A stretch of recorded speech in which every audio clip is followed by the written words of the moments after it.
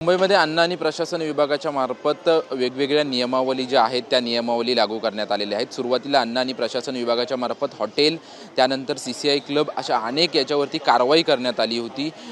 दूध उत्पादकांवरती देखील कारवाई करण्यात आली होती आणि त्यानंतर तर अन्न आणि प्रशासन विभागाच्या माध्यमातून शाळांच्या आजूबाजूचा परिसर जो आहे त्या परिसरावरती लक्ष केंद्रित करण्यात आलेला आहे आणि शाळा आणि विद्यालये जी आहेत त्या विद्यालयांच्या 50 मीटरपर्यंत जंक फूडला जी आहे ती जंक फूड आढळल्यास त्यावरती त्या रेस्टॉरंटवरती किंवा त्या स्टॉलवरती कारवाई करण्याचे आदेश काल तुकाराम मुंढे यांनी दिलेले आहेत आणि त्यानुसार अन्न आणि प्रशासन विभागाच्या मार्फत त्या संदर्भात पत्रक देखील जाहीर करण्यात आलेलं आहे आणि जर असा प्रकार आढळला तर स्थानिक स्वराज्य प्रशासनाला जे आहे ते कळवण्यात यावं अशी माहिती जी आहे ते स्वतः आयुक्त तुकाराम मुंढे यांनी पत्रकार परिषद घेऊन खरं तर ही माहिती दिलेली आहे।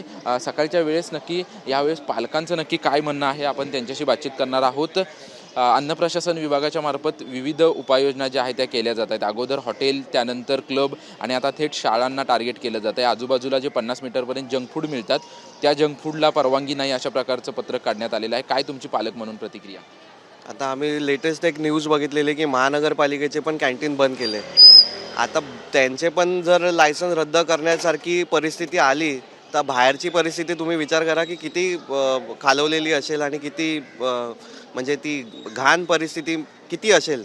तर बरं झाला हा निर्णय घेतला, कारण का कोणीतरी असा धाडसी निर्णय घेणारा हवाच होता अधिकारी, ज्याने आज धाडस दाखवलं आणि आम्ही पालक म्हणून आम्ही त्यांना पूर्ण सपोर्ट करतो आणि असे धाडसी निर्णय घेणारे असे पालक आले पाहिजे, आपले अधिकारी आले पाहिजे, जेणेकरून असे निर्णय घेतले जाते आणि चांगला निर्णय घेतला। बदलत्या वातावरणानुसार विद्यार्थ्यांचे किंवा मुलांच्या मागण्या देखील बदलत्या आहेत। जंक फूडकडे मोठ्या प्रमाणात त्यांचं प्राधान्य असतं, मग मुलांची आवड तुम्ही कशा पद्धतीने जपणार? त्याला पण एक हे आलं पाहिजे की काय म्हणतात की बाबा रूलप्रमाणे जे काय पदार्थ बनवले जातात ते त्यांनी पाळले पाहिजे, मग ते खायलाही चांगलं आणि आरोग्यालाही चांगलं, असं काही इश्यू नाही आहे। पण हे जे आता आपण बघतोय, रील्स पण बघतो किंवा व्हिडिओज लीक झालेले बघतो की ज्या प्रकारे ते पीठ बनवलं जातं, ज्या प्रकारे त्यांचं ते इन्ग्रेडियंट्स जे आहेत ज्या प्रकारे बनवले जातात ते किती खालच्या लेवलचे आहेत, काय बोलू शकत नाही आपण त्याला। आणखी काही पालक आहेत, आपण त्यांच्याशी बातचीत करणार। कसं पाहताय तुम्ही या निर्णयाकडे कशा पद्धतीने पाहताय? ॲक्च्युली या गोष्टीला ना होलिस्टिकली बघितलं पाहिजे। आय अग्री की ॲज अ पालक मुलं हायजेनिक खाल्लं पाहिजे, but at the same time ज्यांचा रोजगार आहे ना ती गोष्ट पण बघितली पाहिजे।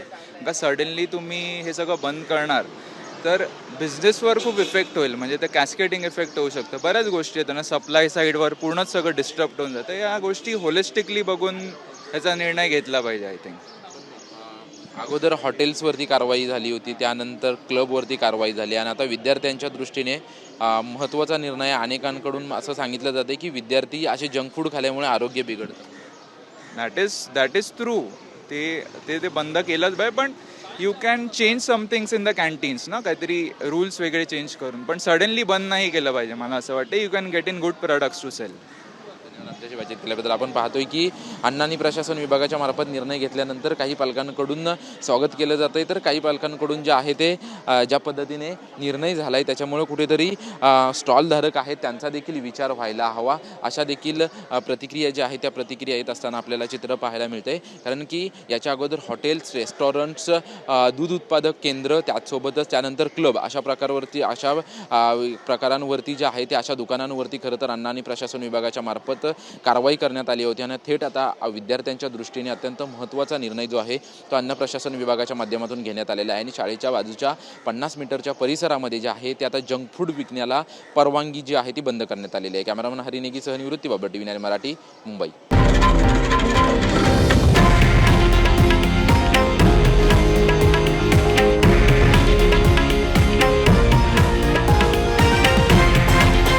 हे आहे देशातील नंबर 1 न्यूज नेटवर्क आणि आपण पाहत आहात TV9 मराठी, एकमेव।